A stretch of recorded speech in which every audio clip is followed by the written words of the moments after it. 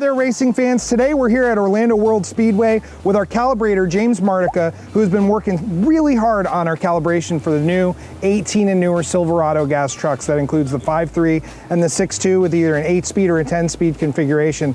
So James, we're here at the track. You've run it at the track. Tell us a little bit about what you've seen in terms of the power gain and in terms of what you went from on a stock pole to the tuned run. Yep. So right out of the box from the factory, completely stock, the truck went 14.3 in the quarter mile. With our can tune on 93 octane, it went 13.92. Okay. So a good improvement for just an out of the box can tune, no other tweaks, all stock hardware. Cool. Emission system intact. Wow, so I know back at the shop, you've had it on the dyno like crazy. You've been really working hard. Tell us and the consumers out in the world who are interested in a tune for their truck, what kind of power did you see, and what were some of the strategies you took in calibrating the engine to get a better feel for the consumer? Yep. So from the factory, we gained about 22 foot-pounds at peak, which is down low. It's fairly flat between the 2200 to the 4000 range, so very good for the consumer for towing and other uses such for this truck. Up high, we got about 12 to 14 horsepower, depending on the day. Very consistent. So not something you'll see typically as a regular driver, but when you're at the track, you notice it based on the quarter mile times. Yeah, and that's an interesting point you bring up. I mean, as we both know, late model trucks and cars from the factory have been tuned even stronger. And so 12 horsepower may not sound like much to consumers out there, but the big difference that we always see is in terms of daily drivability, right? So tell us a little bit about what you've done to the shifting strategy and daily driving strategy of this truck to really make it a joy to drive from where it was before. So on this vehicle, we went from the engine side at first, reworked the pedal maps so that you get rid of the dead pedal feel you have from the factory, and then also smoothed out when you lift off so you don't get that initial clunk noise, you get a little more sail. Yeah, it's more horrible. Smooth driving feel for the consumer. On the trans side, we went in and firmed up shifts a little bit with pressures and times to try to give it a more quick engagement so that you notice and you get that abrupt shift. Yeah, yeah. And I drove this truck for a while, and that was one of the things that I really noticed about it. And when I drove your tune, it really cleaned it up, made it very smooth and drivable. I really enjoyed it. Tell us, so you have a CTS3 in the truck now, and you've been monitoring while we're here at the track. You've been doing data logging. What have you been using that product for, to look at, and why? We always try to monitor the IAT, the intake air temp, before a run because it is one of the highest contributors to an engine having spark knock, which is something that will rob the engine of power. We will literally remove spark advance when we knock. So we check that at first, and that's one of the things that we have on the CTS3. On top of that, we'll have up the actual knock retard so that when we're doing a run, we'll know if we've had a knock event and if we need to get out of the pedal, or if it's just the minor knock, which is what you would like to see because that means you're tuned to the actual threshold of the engine.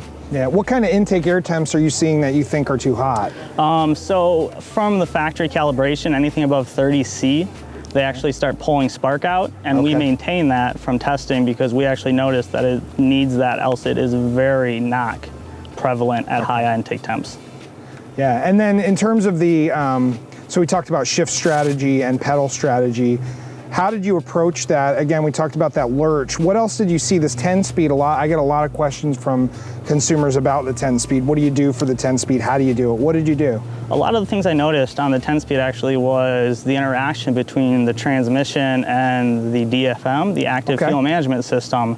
And there's some knobs that we're allowed to play with that'll let us not make the AFM system so active. And that was a lot of the tip in, tip out clunkiness that you would notice. It wasn't actually the engine torque or the transmission, it was the active fuel management system going out. So we kind of smoothed out the behavior and made it so it's more consistent. Oh, it's fascinating. What else, what other options do we think, so right now, obviously it's the Edge Insight you're using, the Edge CTS3 Insight. We're actively working on the Edge Evolution CTS3. That's part of what's going to debut. This truck and all that will debut with that. What are you excited about in terms of putting that out, and what do you think consumers are going to love the most about that product? I truly do believe the consumer is going to notice this on a day-to-day basis. The overall change in the drive pedal mapping is absolutely noticeable. Anybody who's driven it's been extremely happy.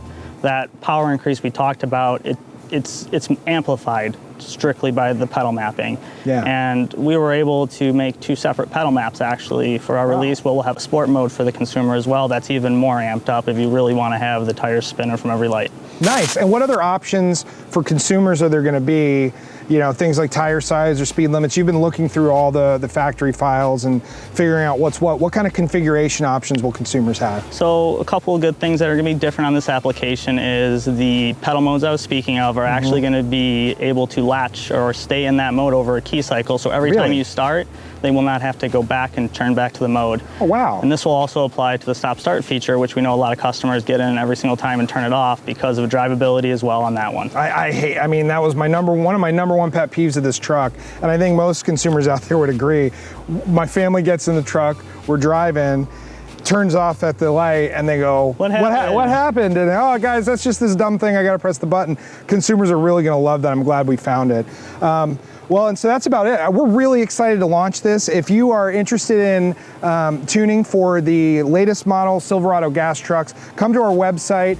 It's edgeproducts.com, and you can check out the CTS3 Insight, which is the monitor for your truck. Shortly thereafter, we'll have the Edge Evolution, which will allow you to get this amazing tune in your late model Silverado gas truck. Stay good out there, people.